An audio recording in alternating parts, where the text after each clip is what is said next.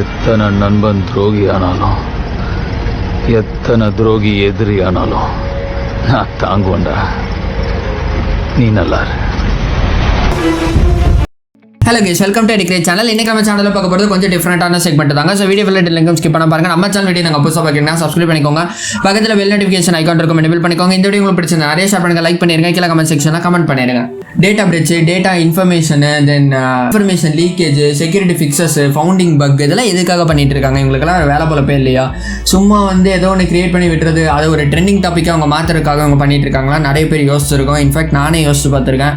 Data பிரிட்ஜுங்கிற ஒரு problem காசு ஆகிறதுனால ஒரு கம்பெனியோட ப்ராஃபிட் மேக்ஸிமைசேஷனே கம்மியாகுதுங்களாமா. லாஸ்ட் 17 இயர்ஸாக இல்லாத ஒரு இம்பாக்ட் இந்த 2021 ஹாஃப் ஆஃப் த மந்த்ஸ்லேயே நிறைய டைப்ஸ் ஆஃப் ஆர்கனைசேஷன் ஃபேஸ் பண்ணியிருக்காங்க. ஓவர் 500 டைப்ஸ் ஆஃப் ஆர்கனைசேஷன் இந்த டேட்டா பிரிட்ஜ் த்ரெட்டில் தான் இன்னியும் இருக்குது. ஸோ இவங்கெல்லாம் ரெக்கவர் ஆகி வர்றதுக்கு என்ன அவங்க பண்ணலாம்ங்கிறது ஐபிஎம் ஒரு ஸ்டடி மேக் பண்ணியிருக்காங்க. எதுக்காக ஐபிஎம் இப்படிப்பட்ட ஒரு ஸ்டடி மேக் பண்ணோம்? பிகாஸ் கிளவுட் சாஃப்ட்வேர் ப்ரொவைடர் இவங்க என்ன பண்ணுறாங்கன்னா, ஆல் டைப்ஸ் ஆஃப் டேட்டாஸும் டிஃப்ரெண்ட் டைப்ஸ் ஆஃப் கிளவுடில் சேவ் பண்ணுவாங்க. எப்படின்னா ப்ரைவேட் கிளவுட் இருக்குது, பப்ளிக் கிளவுட் இருக்குது, ஹைப்ரிட் கிளவுட் இருக்குது. இந்த 3 டைப்ஸ் ஆஃப் கிளவுட்ஸும் இங்கே ஆஃபர் பண்ணிட்டு இருக்காங்க. ஸோ இந்த ஒரு இன்ஃபர்மேஷன் இவங்க எடுக்கப்பட்டதுக்கான காரணம் அனதர் டைப்ஸ் ஆஃப் திங்ஸும் இருக்குது. ஒரு 10% ஆஃப் அமௌண்ட் இவங்க ஸ்பெண்ட் பண்ணுறதுக்கு யோசிக்கிறதுனால 60% ஆஃப் ப்ராஃபிட் மேக்ஸிமைசேஷன் காணாமல் போயிடுது. ஸோ அவங்க எல்லாருமே இப்போ ஆல்மோஸ்ட் எல்லா பிஸ்னஸ் ஆர்கனைசேஷன்ஸும் க்ளவுடுங்கிற ஒரு விஷயத்தை தான் நோக்கி யூஸ் பண்ணிட்டு இருக்காங்க. சரிங்களா? Because of mass storage, wide storage, அதுக்கான அட்மினிஸ்ட்ரேட்டர் இருக்கவங்க மட்டும்தான் அதை ஆக்சஸ் பண்ண முடியும். ஸோ அதுலேருந்து இன்ஃபர்மேஷன் நம்ம கெட் பண்ணிக்கலாம், ரிட்ரீவ் பண்ணிக்கலாம், தென் அதில் சேவ் பண்ணிக்கலாம். இந்த மாதிரி ஆல் டைப்ஸ் ஆஃப் திங்ஸும் நம்மளால பண்ண முடியும். பட் இந்த ஒரு பேண்டமிக் சிச்சுவேஷனில் நிறைய டைப்ஸ் ஆஃப் ஐடி ஆர்கனைசேஷன்ஸ் எல்லாமே கம்ப்ளீட்லி க்ளோஸில் இருந்தது. நம்ம எல்லாருக்குமே தெரிஞ்சிருக்கும். அந்த ஒரு டைமை இவங்க யூட்டிலைஸ் பண்ணிட்டாங்க. யார்? பிளாக் ஹேட் ஹேக்கர்ஸு, தென் இந்த மாதிரி சில சைபர் இன்செக்ட்ஸ் எல்லாம் இருக்காங்கல்ல, இவங்கெல்லாம் யூஸ் பண்ணிக்கிட்டாங்க.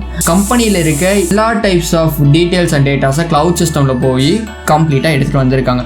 சைபர் இன்செக்ட்ஸ் எல்லாம் உள்ள இன்ஃபர்மேஷன்ஸ் எல்லாம் பார்த்து வச்சுட்டாங்க. ஸோ இந்த இன்ஃபர்மேஷன் பார்த்தது மட்டும் இல்லாமல் அதை கொண்டு டார்க் நெட்டில் போட்டாங்க. டார்க் நெட்டில் இவங்க இந்த மாதிரி டேட்டாஸ் எல்லாம் சேல் பண்ணது மூலியமா நிறைய ஆர்கனைசேஷன் ப்ராஃபிட் மேக்ஸிமைசேஷனுக்காக டிஃப்ரெண்ட் டைப்ஸ் ஆஃப் பிளான்ஸ் வச்சுருப்பாங்க.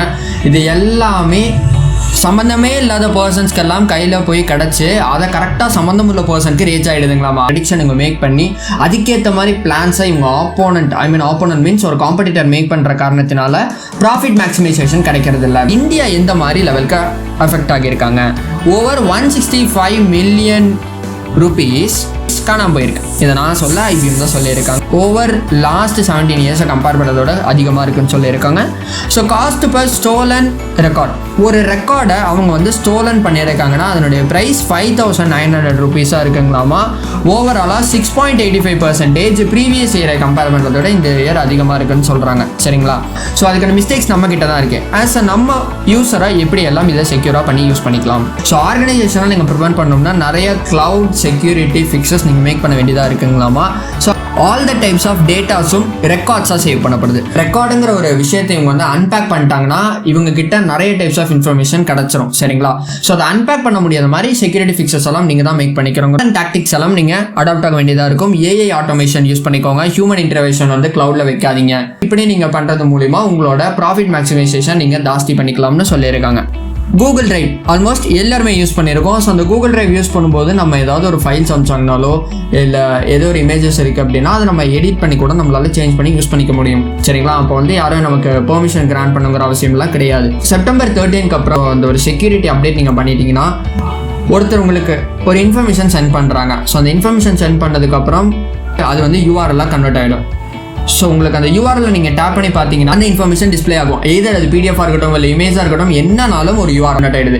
ஸோ அந்த யூஆர்எல் நீங்கள் ஜஸ்ட் டேப் பண்ணிட்டீங்கன்னா உங்களுக்கு இன்ஃபர்மேஷனாக இமேஜாங்கிறது ஷோ ஆன் ஆகிடும். ஸோ ஷோ ஆனதுக்கப்புறம் நீங்கள் அதை எடிட் பண்ணிக்கலாம், என்னென்ன பண்ணிக்கலாம். 1 or 2 days கழிச்சு திரும்பவும் அந்த லிங்க் எக்ஸ்பயர் ஆகிடும். வெண்டர் கிட்ட இருந்து இன்ஃபர்மேஷன் திரும்பவும் வாங்கணும் அப்படின்னா அவங்க கிட்ட கேட்டு தான் நீங்கள் வாங்கிக்கணும். சரிங்களா?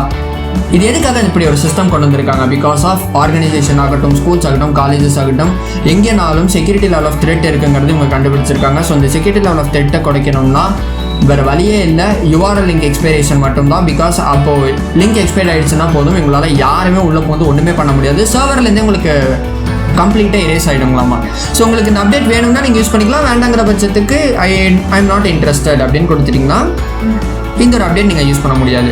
ஆல்ரெடி ஸோ இன்னைக்கு இந்த இன்ஃபர்மேஷன் உங்களுக்கு யூஸ்ஃபுல்லாக இருக்கும் நம்புறேன். இந்த வீடியோ அவ்வளோதான். இந்த வீடியோ உங்களுக்கு பிடிச்சது பிடிச்சதை லைக் பண்ணுங்க, கமெண்ட் பண்ணுங்க, ஷேர் பண்ணுங்க, மறக்காம சப்ஸ்கிரைப் பண்ணிருங்க. பக்கத்தில் பெல் நோட்டிஃபிகேஷன் ஐகான் இருக்கும், எனேபிள் பண்ணிக்கோங்க. தமிழ் இருக்கிறப்போ உங்களுக்கு வேணும். தேங்க்ஸ் ஃபார் வாட்சிங். Happy learning, keep learning, stay home, stay safe.